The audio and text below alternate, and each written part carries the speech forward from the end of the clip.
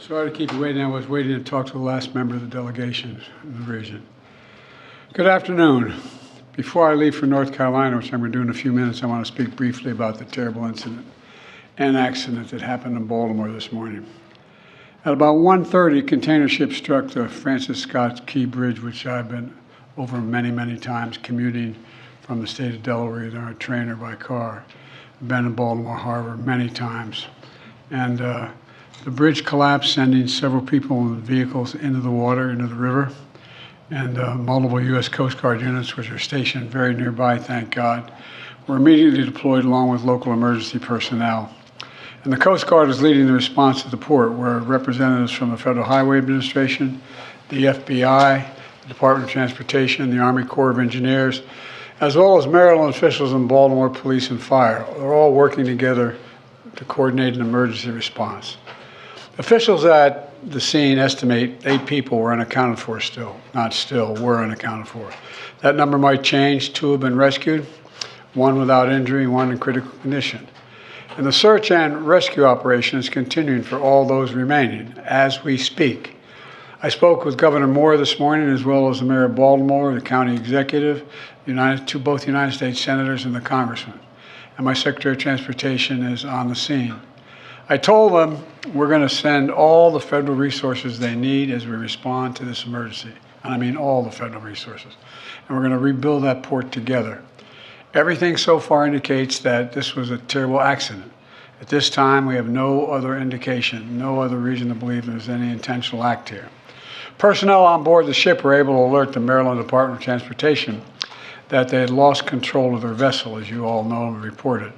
As a result, local authorities were able to close the bridge to traffic before the bridge was struck, which undoubtedly saved lives. And our prayers are with everyone involved in this terrible accident and all the families, especially those waiting for the news of their loved one right now. I know every minute in that circumstance feels like a lifetime. You just don't know. It's just terrible. We're incredibly grateful for the brave rescuers who immediately rushed to the scene, and to the people of Baltimore. I want to say, we're with you. We're going to stay with you as long as it takes. And like the governor said, you're Maryland tough, you're Baltimore strong, and we're going to get through this together. And I promise we're not leaving. Here's what's happening now. The search and rescue operation is our top priority.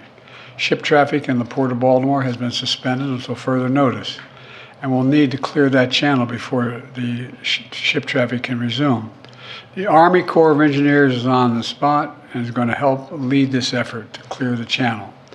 The Port of Baltimore is one of the nation's largest shipping hubs, and I've been there a number of times as a senator and as a vice president.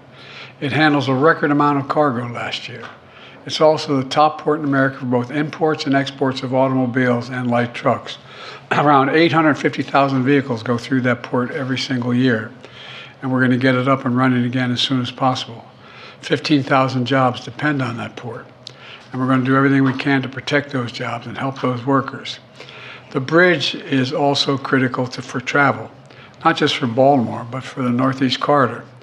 Over 30,000 vehicles cross the Francis Scott Key Bridge on a daily basis.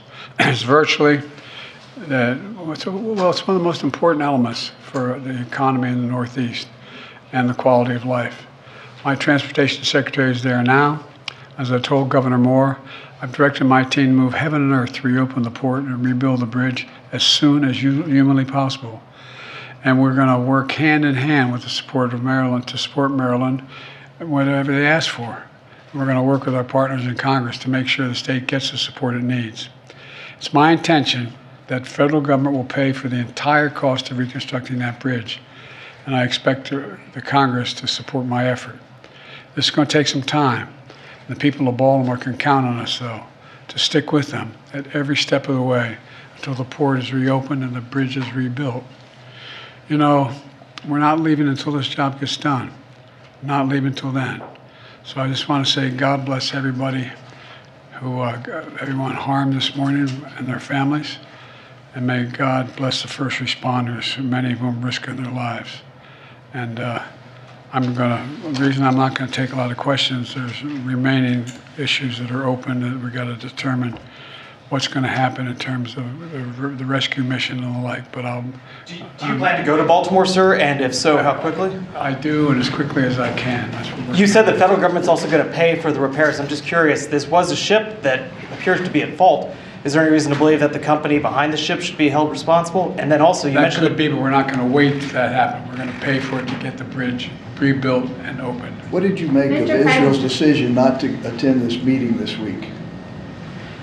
Oh, I don't want to get into that. Regarding I'll have plenty of Rafa. time to talk about Rafa. you mentioned the port. Mr. The port. Can I ask about cars? About the port. Thank you, Russ. Thanks, everyone, for being out. Thanks, everyone.